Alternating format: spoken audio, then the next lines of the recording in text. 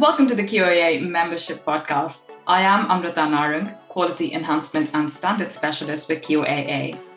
In this podcast, we will hear from colleagues and students about their experience of pass-fail grading at Leeds Arts University.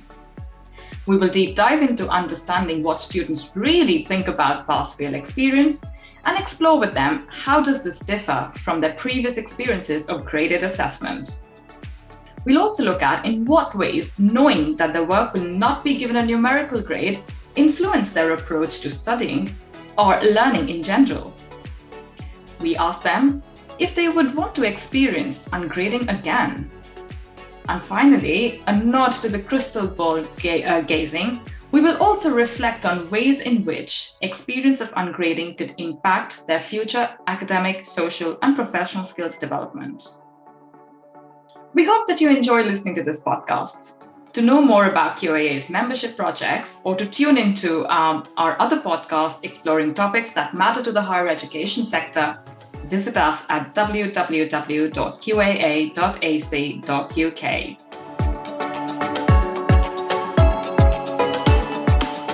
So without further ado, I would like to introduce our guests for the podcast.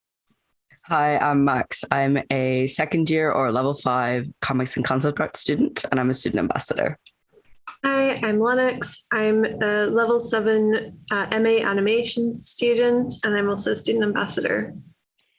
Hi, I'm Dr. Laura Costa. I'm the Access and Participation Development Manager at Leeds Arts University. My role is to help the university to become a place that feels accessible to students from a wide range of backgrounds and circumstances, and that also our students, including those from backgrounds that are less well represented in higher education, feel that they've got all the support that they need to thrive in their studies and beyond. Hello, I'm Peter Hughes. I'm the Academic Development Manager at Leeds Arts University, and my role is principally to support the development and enhancement of learning and teaching and assessment practices within the university. Fabulous. Thank you all for joining us today to explore student views of pass-fail assessments and to really and truly get to the heart of what they think and feel about it. But before we do that, I would like to share with our listeners the way in which this podcast is designed. We will begin with Peter to understand the background context of ungrading from an institutional point of view. We will then hand over to Laura, who will engage with Max and Lennox to know more about their experience of pass and fail in much finer details. And finally, to round it off, I will explore with our students their views on how might ungrading experience would impact their skills needed for their future endeavours. And if time permits, a bonus cheeky question on the top tip for students who would experience pass and fail for the very first time within higher education. So surely there is a lot to cover. So without eating into any more time, I invite Peter to share with us a little bit of a background on the context of pass and fail assessment and what sort of accompanying challenges or opportunities are there around it. So over to you, Peter. Thank you, Amrita. So I'll just say a little bit about how pass-fail assessment has been introduced at various points at Leeds Arts University, and a little bit of the work we've done about it to reflect on that. So first of all, we've got two different stories really in relation to the postgraduate provision and to the undergraduate provision. For the postgraduate provision, as we're a relatively new university, young university, so when our taught postgraduate provision was first being developed, in 2012-13 for introduction in 13-14, the very first courses that we developed under Professor Sam Broadhead, who's our Director of Research, Head of Research now at Leeds Arts University, right from the beginning, pass-fail assessment was designed into our postgraduate provision. And since then, that has remained. So for all of our master's courses at Leeds Arts University, there has been pass-fail assessment from year 0 right the way through to now, and we're nearly sort of 10 years into that experience. Professor Broadhead sort of gives an explanation really for that choice in the early days when she talks about it. And I think particularly emphasises one, perhaps the different characteristics of the cohorts we were expecting in postgraduate study. A lot more mature students, a lot of people returning to education after a while away, although not just that. And also within that, trying to establish, I think, a learning culture within those courses, which was very much cooperative and supportive. And it was felt that pass-fail grading, rather than the traditional master's grading of pass merit distinction, that pass-fail grading would be the way to go. And again, when Professor Broadhead reflects on the experiences, certainly the feedback that she's had with talking about that with students in the years since then, broadly speaking, that confirms that intent and that design and that feeling among students. Obviously, different people have different views on it, but overall, I think it as an innovation, if we can think of it as an innovation, it was seen as relatively unproblematic and accepted from the beginning, and now it's just taken for granted. It's a matter of, it's what we do at Leeds Arts with postgraduate study. The story for undergraduate is very different in terms of our sort of practice in using pass-fail.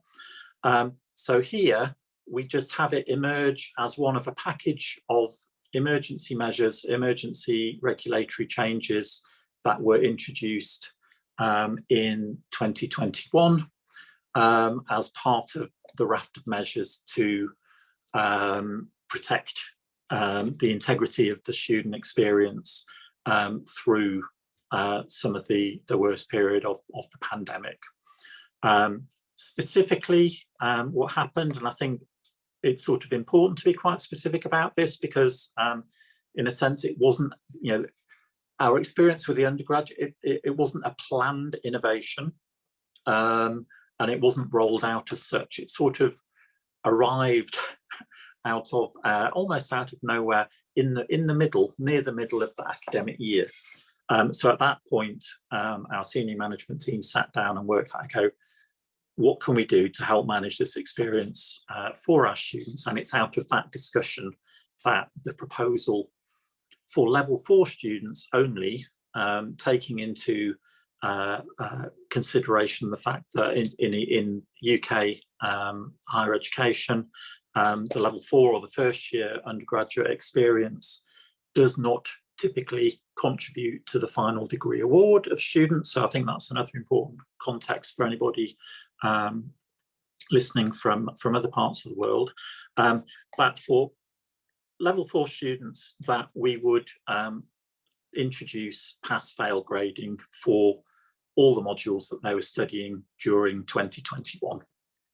It was introduced with immediate effect. So again, I think to illustrate how this wasn't a sort of a planned intervention in the way that you might do with the learning and teaching enhancement. In fact, our first year students, of whom Max is with us today was one, had been briefed through all of their first term from September through to December to expect grades on their modules. The first semester experience was students expecting grading, and then at the last minute being told, actually, you're not going to have any grading. And then the semester 2 experience was everybody knew in advance, okay, we're in an ungraded environment, and the briefing was led to that accordingly. It's important, if we're sort of learning from the experience that we had with that undergraduate accidental experiment or natural experiment that I refer to, is to appreciate the context within which happened, really. So that was a little bit of that background. I did a body of work to help inform our sort of decision-making processes and institutional reflection on that introduction of pass-fail. Speaking as an educationalist, it's long been considered that pass-fail grading has some potential advantages in terms of removing this sort of focus on grade changing and helping to move students towards sort of more intrinsic motivation rather than extrinsic motivation of grading and so on. But also that, recognizing that most educational experiences before, through, after universities in the world are graded. And so if you introduce a different approach, actually it takes some time to get used to that, and you almost have to unlearn what the situation that you've been in. Certainly for our first year students, our level 4 students last year that come through their sort of college experience and their high school experience, to then sort of step into a no grades without necessarily warming people up with what that means. I think that is a challenge for everybody. So when we came to the end of the year, we sort of did reflect on the process and did consider, do we want to continue with this for the moment, especially with the level 4 experience? But I think the overall feeling was a desire to return to pre-COVID normality as much as possible. So I think within that context, for this year, we have reverted for our level 4 students to the typical graded assessment that we use in UK higher education. But I'm continuing to evaluate that experience as those students now have progressed into level 5. Just this week, I was sat with a group of students talking about those experiences, and also just reflecting on some of the evidence that we have around attainment and progression and so on, and keeping that discussion alive. So I think if nothing else, I think this has been a really helpful point to help us think more openly about grading and what grading means and how it influences behaviour, both from staff and student perspectives. So whether or not we return to pass-fail grading in undergraduate provision at any point, I think the experience is going to help us in our reflection on grading in general, on the development of assessment literacy with our students, how we help support students get the most out of understanding grades and feedback and managing that process. That's great. Thank you, Peter. I think that's an excellent context for what Max and Lennox are going to talk us through in terms of their experiences as both the undergraduate level 4 and then going into level 5 this year and returning to graded assessment.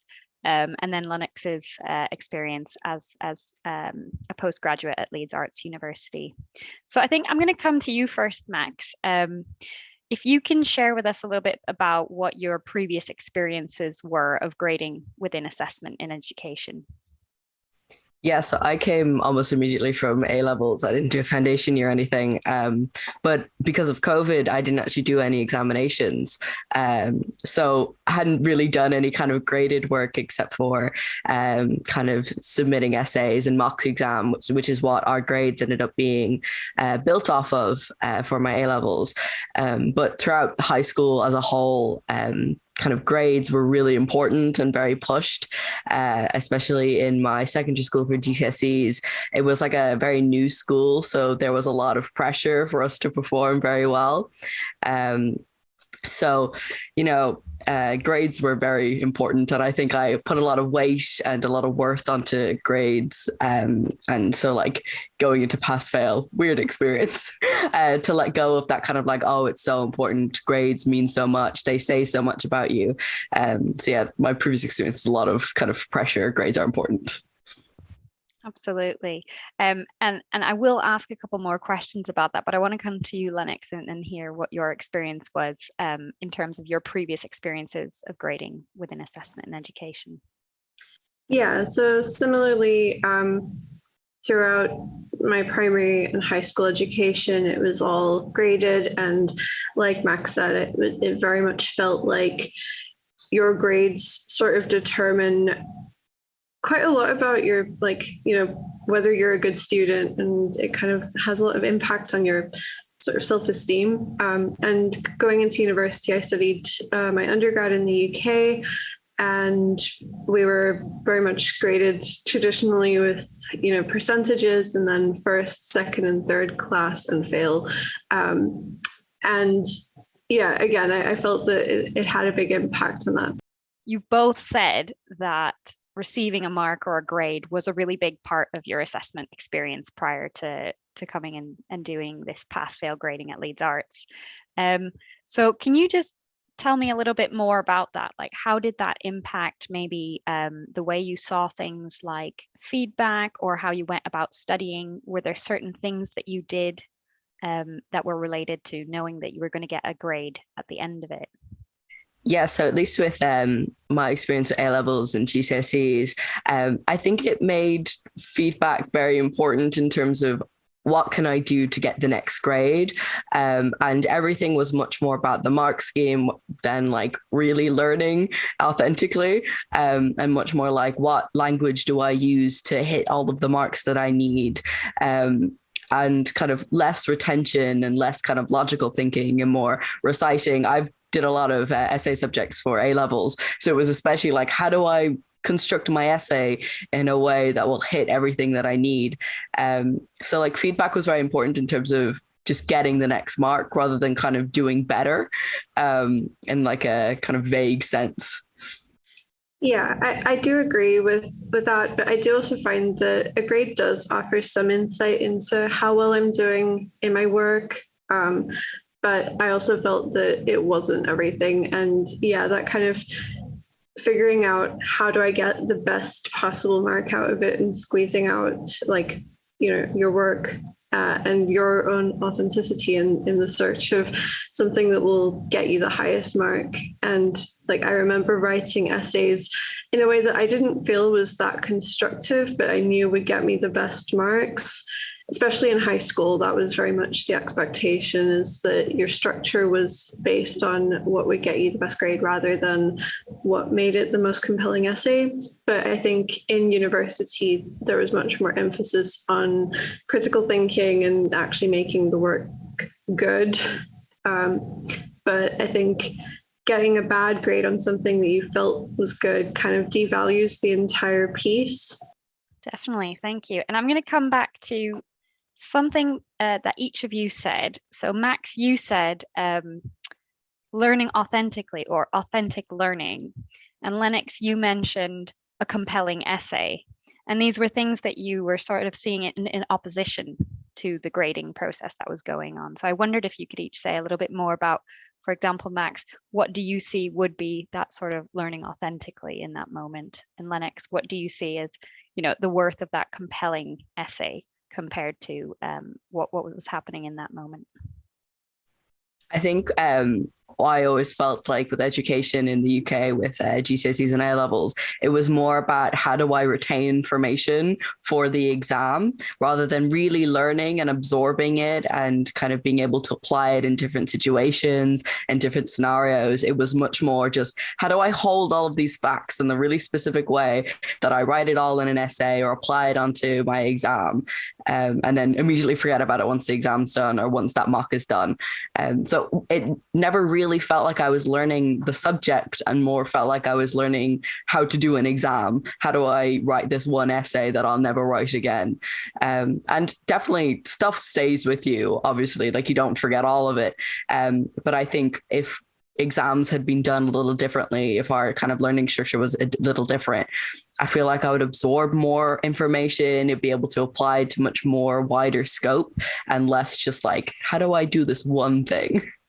Yeah, I think similarly, like having a very set structure for the work and not much room for flexibility meant that the work didn't have room to be experimental, because if you experiment or play around with how you approach doing something, and obviously it's different with things like maths where there's like hard facts, but for essays, for example, it was the expectations that you fit a very certain criteria, and so it couldn't really play around with that. And if you tried playing around with it and then you failed, then that reflects really harshly on your future, and so you don't have that freedom to take risks with your work that I think yeah, maybe we have a bit more ability to do in university.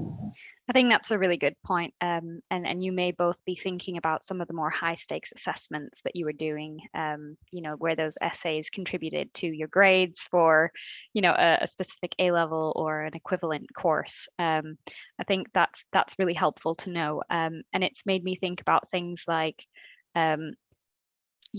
when you're in that situation and you do get the bad grade, what does that convey to you? Or if you get a good grade, with that sort of understanding of how you both have defined a graded assessment, what does that sort of grade or mark convey to you?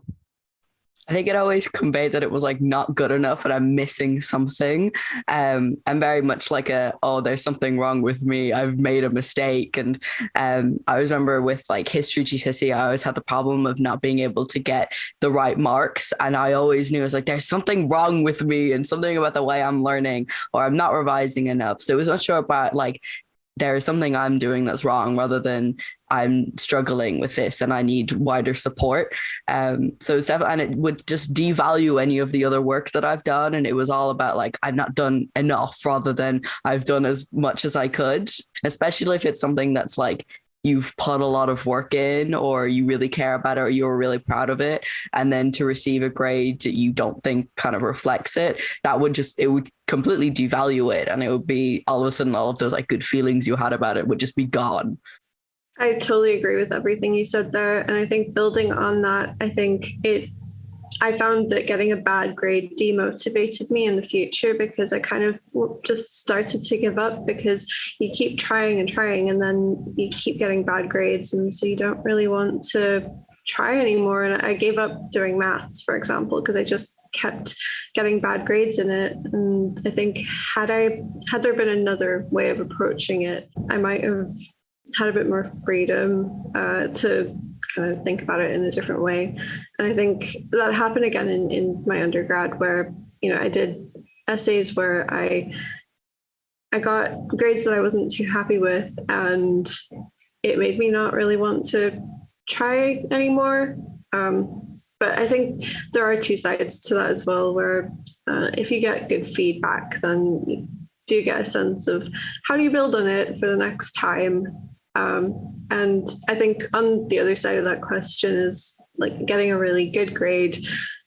It does give you a lot of confidence. And so it has like a really like a lot of power over your mental well-being. Is, okay, I got a number that's higher in the 1 to 10 scale. So suddenly I'm a good student and I'm a good person, and now I can do things. And then if I get a lower number, then suddenly I feel like I'm not good enough at doing things. And it's a lot of power for a number to have over a person. I think we're all nodding in agreement with this, because we can all relate to this experience of, ranking ourselves and our own self-esteem on the basis of the grades that we get. Both of you mentioned a little bit about feedback there, which I thought was interesting, because sometimes, if we can see grades as a part of feedback in a sense, but not part of that wider definition of feedback that tells you, okay, as you were saying, Lennox, what could you do to improve this? Or what were the things that were really strong about this piece of work, for example? And I just wonder, for both of you, did you feel like in this sort of graded history that you have, how important was feedback? Was it more important than the grade, or was it less important than the grade, but just gave you some more information? I think it's interesting you say that, because for me, the part that sticks to my brain is the number that I get, and the feedback that I receive. Sort of, I forget about what was said about a piece and why I was given the grade that I got. So, for example, for my final piece in my BA, I got a 62, and I was devastated, because in my brain that was like, that's a bad grade. I did badly on this piece of work that I put hours and weeks and weeks and weeks into. And I don't remember what the feedback was that I got, because all I can remember is that grade that I got and being really disappointed in it. And similarly, my dissertation, I don't remember what feedback I got. I know I got an 85. Yippee. I don't remember what they said about it and what I did well and what I did badly on. We'll change gears at this moment, and I will ask about some of the very specific experiences you've had more recently. So if I come to you first, Max, about your reaction and feelings when you learned that the work that you were producing for your course would be evaluated as pass-fail only. And then I'll come to you, Lennox, and hear about what happened when you knew that you were coming onto a postgraduate degree where it would be a pass-fail sort of environment. I think I was disappointed when I first heard about it, because I was disappointed when the A-level exams were cancelled, because I kind of had this feeling of like, I have something to prove. I need to kind of earn the grade that I get. So I was kind of living with the disappointment of like, oh, I feel like I didn't really earn the grade I got from A-levels, to then kind of coming into university and being like, okay, now I get to do graded assessments again. And like all of that kind of years of like worth being in the grade you get was kind of still with me. And then kind of being told, oh, well, actually, it's only a pass fail now, so you don't need to worry. There was a lot of disappointment there of like, oh God, now it feels like I'm just going to be forever stuck in this, like I have to prove myself and I have no space to.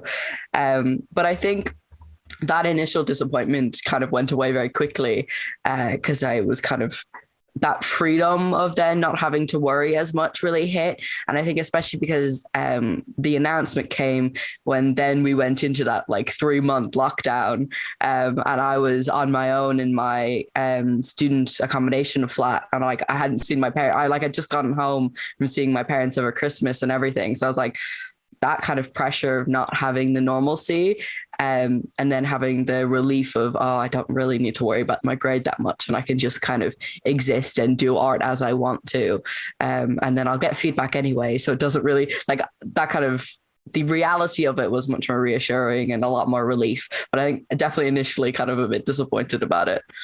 I was in a slightly different situation to you, where I had a mostly normal undergrad. It was just my final year that was messed around. And so I was relieved to find out that it was going to be pass fail, because I had done 16 years of education being graded. And so suddenly the master's, I think, is framed quite differently. And so being able to take that year to just kind of mess around, figure out what I'm doing, and not stress the way that I had previously for years about grades. I think it was just freedom, and I was really excited about it. And I think my classmates very much resonated that feeling of relief and excitement. That's really interesting to hear, because from a sort of graded background, were you not both then worrying that you wouldn't pass, but you would fail? I guess that's my question to you at this moment. I think I definitely had that feeling of like, oh God, now it feels a bit high stakes. Either I pass or I fail. But I think I wasn't as stressed about failing, I guess, because in comics and concept art, our tutors are pretty good at giving us continuous feedback. So I felt very reassured until like then the submission day would come around and I submitted it and I'd be like, oh God, I'm going to fail this one. I think that was the most of that kind of like, oh God, I'm going to fail stress came from actually submission time. But I was less kind of worried about that throughout the semester. Yeah, I think similarly, I have weekly supervision meetings with my tutors. And so if I thought that I was going to fail, I probably would have had some indication at least halfway through the trimester that I need to be doing more, because obviously my tutor can't tell me what grade I'm going to get, but they can tell me, look, you're doing well in these areas, but you need more improvement in this. Have you thought about that? Have you considered doing more on this? And I sort of trust them to know vaguely what sort of ballpark I would be in.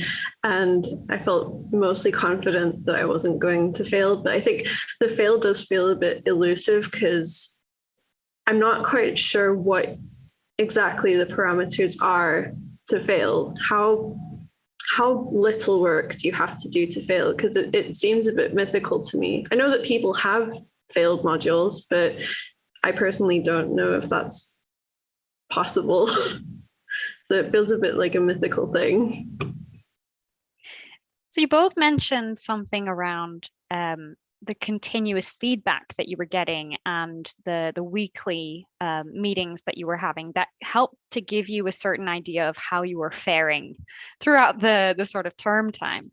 And I guess that fits with my question about, did you really understand the work, the standard of the work that was expected of you, to be able to sort of navigate this most likely to pass or falling off the side of the cliff into the fail? So I'll come back to you and ask about, what did you understand of the standard of work that was expected from you? I understood a little bit of like what was kind of top end work, and that was kind of most of our example given when I first started the course. We had a few examples that were walked through of like, oh, this is kind of like, these are people that aren't this grade, these are people that are like at this standing. So I kind of was aware of what people were doing who are at an exceptional level. But I kind of similar to what Lennox was saying, I didn't really understand where the boundary was between failing and passing. Like that kind of felt elusive to me of like, I don't know how little work I can do to the point that it's still a pass. And most people I knew who retook modules didn't submit at all and just wanted a fresh start at it. So I didn't even know anyone who had failed really and had like actually submitted. So I had an idea of how much they wanted to do at top end, but I didn't really comprehend anything more than that. The rest of it was kind of a bit elusive. And I guess I didn't really know if anyone was, like Lennox was saying, if anyone could fail. I mean, to be fair, we got told the criteria that we would be assessed on multiple times throughout each module. Those like 5 areas that we get assessed on are drilled into us from week 1 up until right at the end. So we have a pretty good sense of that. But I think because I think specifically with my course, it's quite a new course, so we don't have that much past work to compare to. So in my mind, the ideal would just be like perfect work. So I look at work that comes from other institutions and, I see final animation films and I see, okay, so that's what I should be striving for, but I'm not always sure, like, okay, my film isn't 100% perfect. Is it still going to be good enough?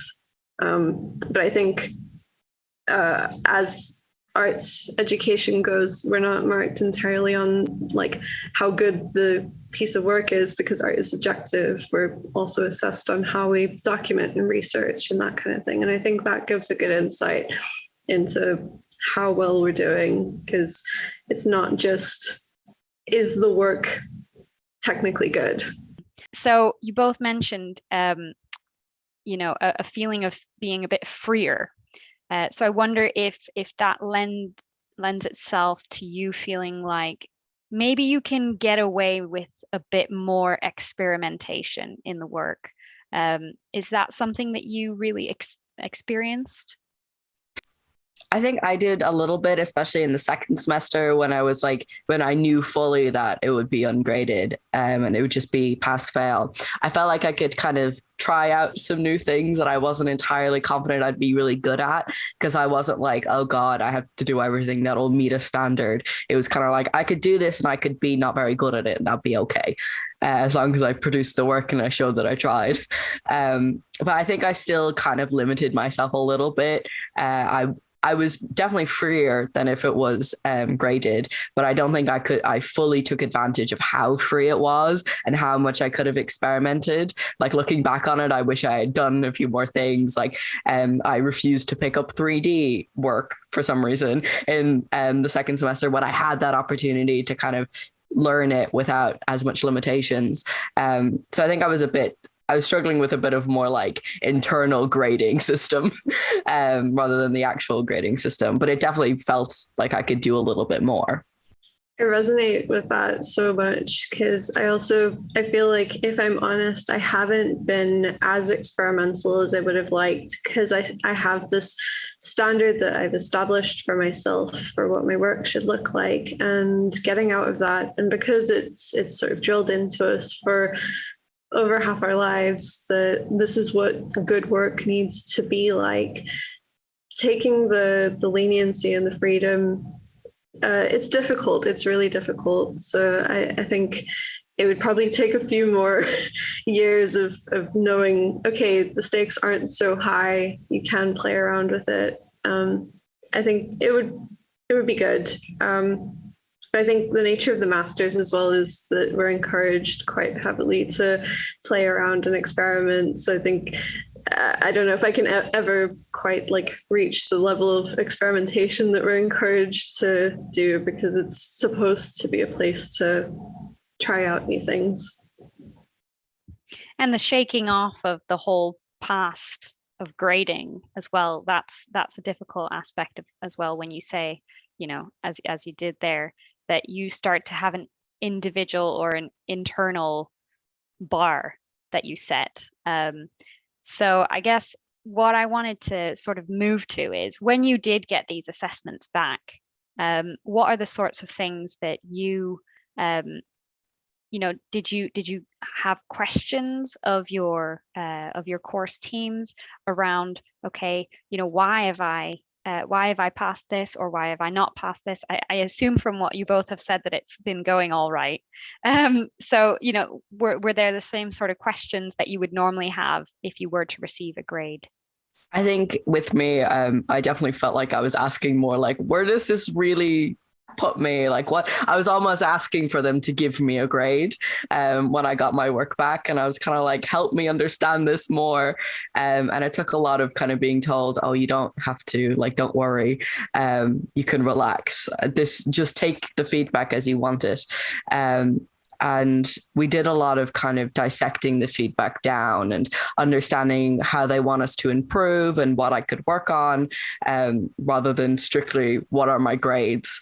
But I definitely felt like I was doing a lot more working to understand it and working to kind of comprehend what everything means, if I'm really doing good or if they're just being kind of nice to me. And there was a lot of like discussion between me and my peers about it, of kind of dissecting our feedback and trying to understand, you know, what all the feedback means, where it puts us. We were almost kind of ranking ourselves within us of like what our feedback looked like, and the wording, and we were really getting into it. So I think, you know, if it had come back graded, there would have been a little bit less discussion about it. But because we were also new to it, there was a lot of trying to understand what it really meant. Yeah, I think in the first instance, with my first module that I received back, I think I felt slightly disappointed not having a percentage, just because I was coming from that context where it had to have a grade attached to it. And so just seeing pass, it felt like it didn't matter as much. And yeah, I think then looking to the feedback, it takes a bit of shifting how you think about it to really give the feedback the room to stand as it is, and take it in stride and understand what it is that you did well on and what you could improve on. So yeah, you construct your own grade, but it's a bit more relative, because it's not trying to come from this like broad sense where, yeah, an 80 is really good in some places, but in some places it's really bad. But for you, it's like, okay, what's my baseline? Where do I want to be? Is outstanding the kind of highest achievement, and could be better the worst? So kind of putting it into your own context. I just wanted to make a sort of couple of observations around that sort of recent discussion around the sort of standards and the sort of relief from sort of chasing the higher grades. But I sort of felt I need to say there is still a standard in pass-fail grading, and certainly the work that was being produced is still being assessed, but it's about that threshold standard. And I think it's really interesting what Max was saying about having a sort of clearer view maybe of what the high-end achievement would be, but maybe what it is on that boundary between pass and fail, what it is at that threshold is maybe, I think elusive was the word that you used, Max. So certainly in terms of the assessment processes that we had in place within the institution, very much even under the pass-fail, you're still being assessed against the course learning outcomes that are set out, and so your work is being measured against a standard. But in taking away the higher end grades, it's sort of, I think that's where the idea of freedom comes in a sense that the way that you were discussing earlier, sort of getting distracted by chasing, how do I get a higher grade? That is the space that enables more of the sort of freedom to, as you describe it, messing around, bearing in mind, in arts pedagogy, messing around is a really important creative part of the process, where you discover yourself and what you want to do, really. So I was just a couple of observations on that, really. I think, and it is really interesting about, because to me, pass-fail grading isn't ungrading, because there is a grade. It's just there is a boundary, and there is a threshold of achievement that you're needing to reach. And unfortunately, not everybody does that. So even within the pass-fail environments we have, people do fail first time around, or whatever, it may have a resubmission. But failure happens because standards are being held to. I think that's a really important point there, Peter. Thank you for telling us a little bit more about that. I wondered also about, when you did get that feedback, did you immediately feel like, oh, I want to go and actually talk to my tutor about this and, and continue that journey, or did you feel like the feedback was enough for you in that moment? I think I definitely felt like I wanted to have a conversation after my submission for my first semester. I just wanted to understand a bit more, like, how can I do better, and like, what is it that I'm missing? I wanted to kind of understand where I was placed and how well was I really doing. But I think after I kind of had settled more into the pass-fail grading system for my second semester, when I got my feedback, I was kind of like, cool, I'm done now. I kind of understand this more now, and like a little bit over it, and a little bit like, yeah, that's fine. I've come to accept that it's a pass. I can move on now. Yeah, I haven't had those sorts of conversations with my supervisor throughout my master's, but I recently got back a grade, so maybe for my next supervision I might have a conversation with her about it, because I didn't even think about doing something like that, to be honest. Yeah, so I guess that would open up a completely different side of things, because it sounds like maybe for Max, like over that process, you were becoming more familiar with the pass-fail grading process, and so that was able to calm down a bit for you. And I guess I just wonder about during that period and looking back with the grading at pass-fail, did you feel like what you were doing in terms of the value of your own work and exploration was what you were talking about earlier, about that authentic learning? Yeah, I definitely felt like with my second semester, I was doing more authentic learning and kind of absorbing a lot more, trying to kind of take much more stuff on board for my own work and for my personal work, as well as for university work. And I think I felt much more like I was doing stuff I enjoyed, and kind of catering for myself as well as for like the mark scheme. So I definitely think that was coming much more into play, and I felt a lot more like I didn't have to constantly stretch and push myself to do things I didn't enjoy, or to just kind of do stuff for the sake of a grade rather than because I enjoyed it, because I wanted to do it. I definitely felt different than like A levels and GCSEs, where I was definitely just doing it to hit the grade and get what I needed to get. From my experience with like working on pass fail after like the initial getting used to it,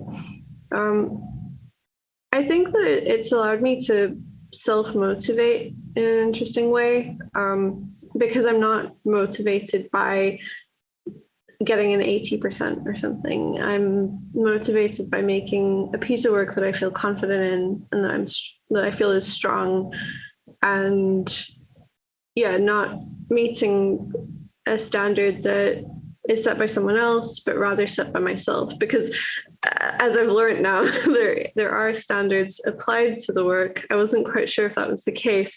But yeah, I think I'm working towards my own standards, and I think it's just, there's freedom to do what I want. But I think something that also emerged was when I was working on my dissertation for my master's, I struggled to let go of it because it was never good enough, and it wasn't perfect.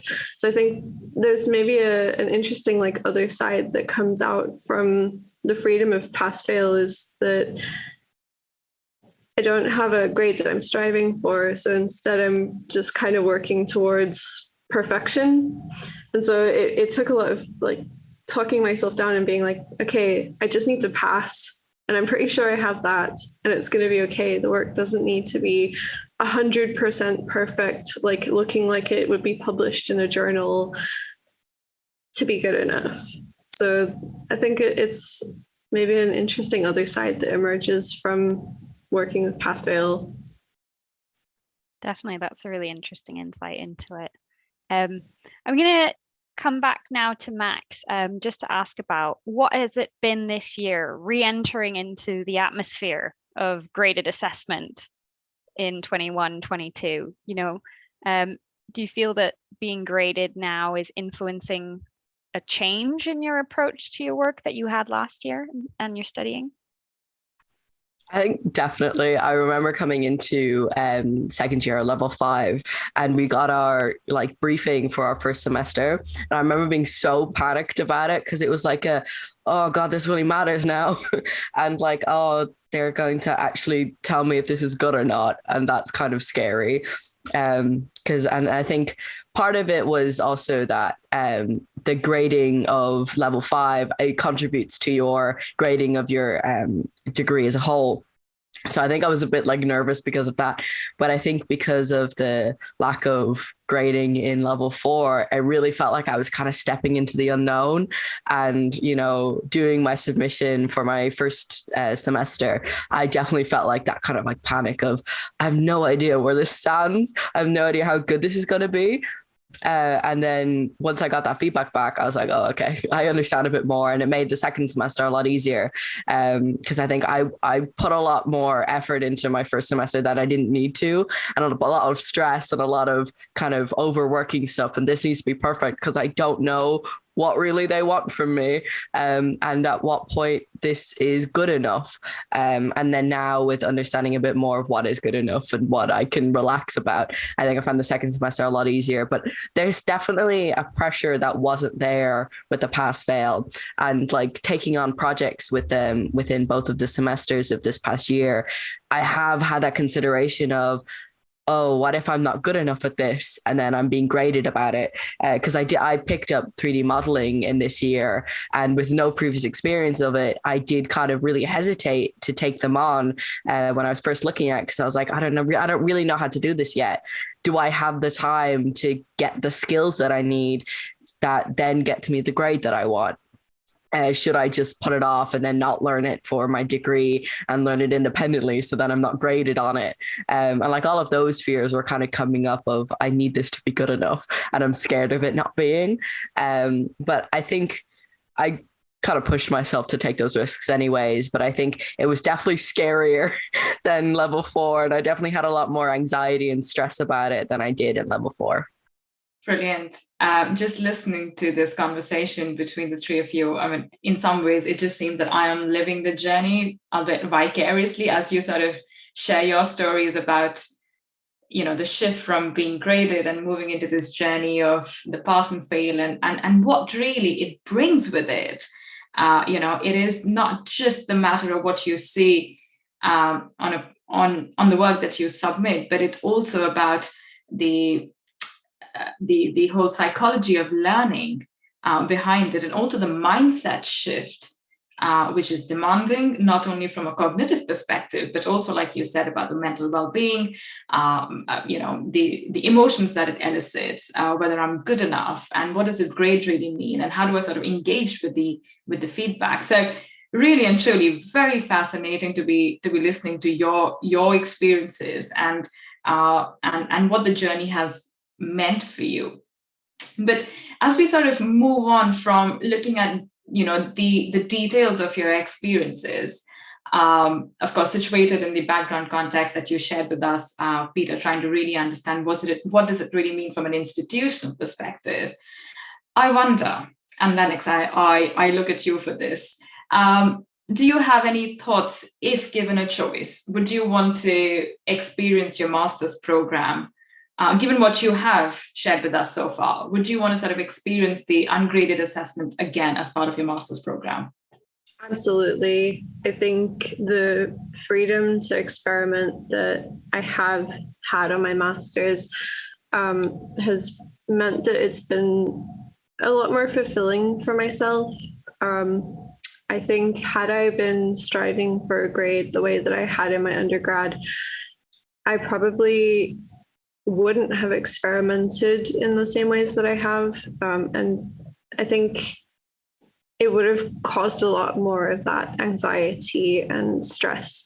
And that's not to say that my master's has been easy or not stress-inducing in many, many parts, but I think that would have been compounded in a much more nerve-wracking way. That I think knowing that as long as I can get a pass, I'm good.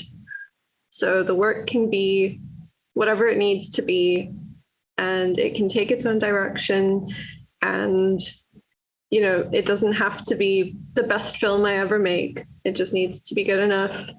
And that has allowed me to have a lot of, you know, interesting shifts and directions that I don't think I would have had to the same degree had I been doing my master's graded. That's really interesting to hear, and in some ways it reminds me of some of the things that we keep talking about within the sector in general, is that when you look at assessments as learning, as opposed to just looking at assessment of learning, so to say. And I believe somewhere after listening to your journey, and of course Max's journey, is that perhaps the pass and fail experience has expanded that space where you can be experimental, where authentic learning can come sort of naturally to you and you can engage with it in a more organic way. Given the experience you both have had so far, in what ways do you think this will come handy in preparing you for your future endeavours? So, but looking at your academic skills, professional skills, or social skills in general, how do you think this experience would be useful for you? Max, if I can come to you for this first. I think it made me a little bit more self-directed because I think I had to be with the pass-fail and a little bit more kind of working to my own standards.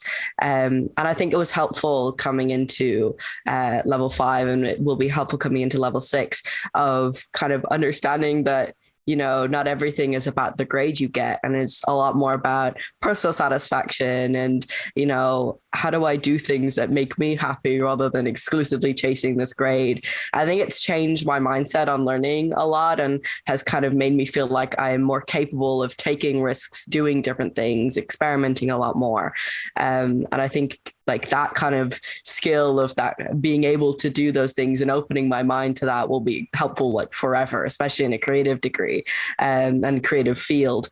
Being able to explore and experiment will just be useful. Yeah, I think there's a lot of skills that come out of that, allowing yourself to play around with your work and understanding that you're not striving for a specific grade. So like we were talking about in like secondary school, where you are trying to perform something to someone else's standard.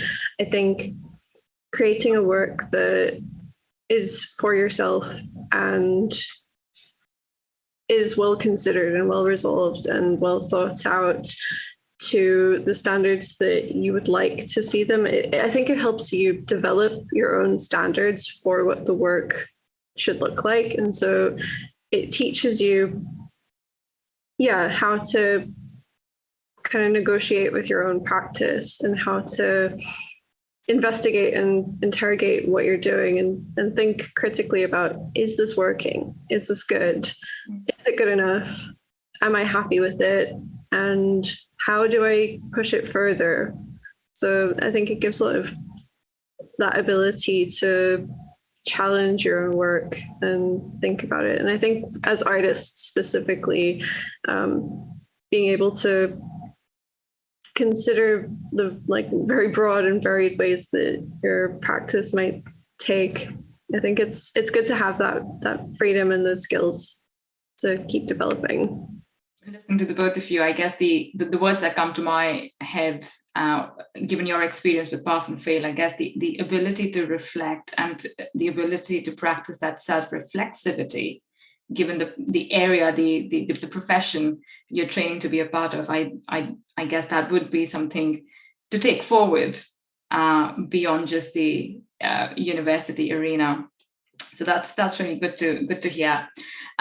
We are sort of nearly at the very end of the podcast. I did say at the top, if we have time, there's going to be one little cheeky question. And Max, perhaps I'm going to come to you for this. What would be your top tip for students experiencing pass and fail for the first time? Relax and take advantage of it as much as possible. Like, try and deconstruct a part of your brain that's saying, I want to do this as best as I can, and kind of think a lot more about what can I do that takes advantage of the fact that this won't be graded to all of those levels, and I don't have to strive and grade chase. Like, I can just relax and do cool new things. I definitely would recommend experiment and learn as much as you can, and don't worry as much about kind of doing it as best as you could. Obviously, live up to your own standards if you can, and work to a standard that makes you happy, but don't like pressure yourselves, and don't not take opportunities you could have just because you wanted to always look good. Final words from you, Lennox. I think take the freedom that it gives you, but also don't get complacent, because it is still a university degree and you do still want to be making something that will be good, and it is possible to fail. Don't forget that, and don't use it as an excuse to do nothing, because it will come as a shock when you get your feedback at the end and it's all do better, do more. Have you considered this? You do still want to get some good feedback at the end, because it does still feel good. I mean, I can see all of us sort of nodding here, and I can imagine our speakers nodding to what you've shared with us right now. Lots of food for thought here. But I would just like to say a massive thank you to all of our speakers today. Lennox, Max, Laura, Peter, you've shared with us some really interesting views on pass and fail assessment, not only from your personal perspective, but also what it really means from an institutional perspective, and the future of it as we progress through this journey, and what it really means for Leeds Arts University, and for the students. Like you said, the journey still is ongoing. So to bring it to a close, we have listened intensely to students and staff about their take on pass and fail, and what it feels like when engaging with assessment that do not hold a numerical grade, so to say, and in what ways it impacts learning at large. But also, what are some of the future possibilities that are there if learning is to be accompanied with ungraded assessment and feedback, where it's about compelling learning that compels, compelling learning, authenticity, experimentation. There's a lot for us to take back and to digest. So thank you once again to our speakers and for our listeners who have tuned in. As mentioned at the top of the podcast, if you would like to find out more about the QAA's project or access any of our published resources, simply visit us at www.qaa.ac.uk. Thank you for joining us. Over and out.